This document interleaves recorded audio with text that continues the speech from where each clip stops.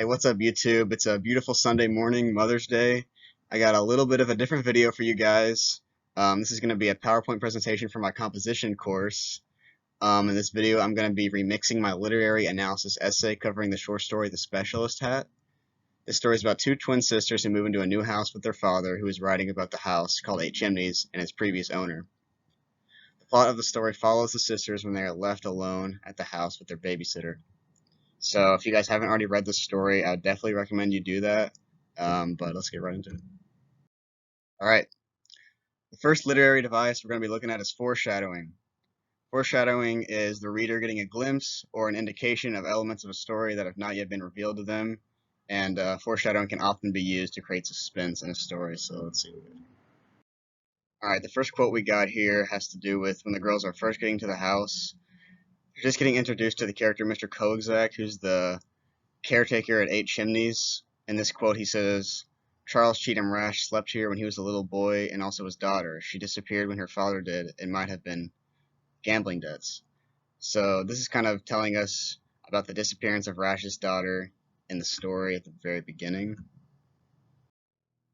So this quote we just read from the story kind of just describes the disappearance of Rash's daughter, and it is later found out that the twins' babysitter was discovered to be the missing daughter. So the appearance of the babysitter is foreshadowed when we find out about his daughter at the beginning. This is also foreshadowed when Mr. Kozak cannot remember the name of the daughter, and the twins have the same problem remembering the name of the babysitter.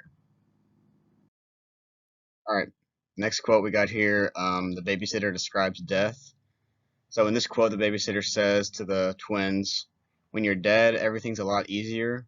You don't have to do anything that you don't want to do. You don't have to have a name. You don't have to remember. You don't even have to breathe.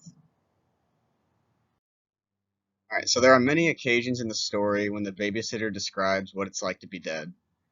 A couple other examples we got here from the story. She says to the girls, when you're dead, you stay up all night long. When you're dead, it's cold and damp. And when you're dead, you don't have to be afraid of anything. So all these quotes we got from the story, they all foreshadow the fact that the babysitter is later found out to be a ghost herself. So that's why she knows so much about death and is able to tell the sisters about it. Alright, next literary device we got here is irony. Irony is whenever a character in a story says or does something that deviates from what was expected from them. Writers use irony to highlight the contrast between the thoughts or actions of characters and what transpires in the story. Alright, first quote we got for irony here is when the sisters and the babysitter enter the attic. It says, Samantha and the babysitter run away laughing as Claire mounts the rusty, noisy bicycle and pedals madly after them. She rings the bicycle bell as she rides, and the specialist hat bobs up and down on her head. Alright, so before this point, all we are told about the attic in the beginning of the story is that the girls are to stay out of it, and that it's always locked. So this information kind of insinuates that something unpleasant is going to happen when they enter it. But the irony of the situation is when the babysitter and the girls actually do enter the attic, instead of something bad happening, they end up just playing around and having fun. So it's not what the reader would have expected. Alright, so for this last part of irony, I couldn't really find a good quote to encapsulate the slide because it kind of has to do with the story as a whole. But it's the girls' blithe disregard for fear. In the story, we see the two girls, they move to a basically haunted house, which is dark and dingy. But instead of being scared, they actively venture through a dark attic when they are left alone with the babysitter, who is a complete stranger to them they've never met. And it's ironic because you would expect two 10-year-old girls to react differently in the circumstances from the story. So I just found that ironic. Alright, last literary device here, we got metaphor. Metaphors can be seen when words or phrases are used as symbols to describe a larger meaning or message in the story. Metaphors are often used to suggest an underlying meaning to the reader. Alright, first quote we got for metaphor is the mothers coming to visit Eight Chimneys. This quote says, the dim light in the house makes the mothers look pale and flickery and tired.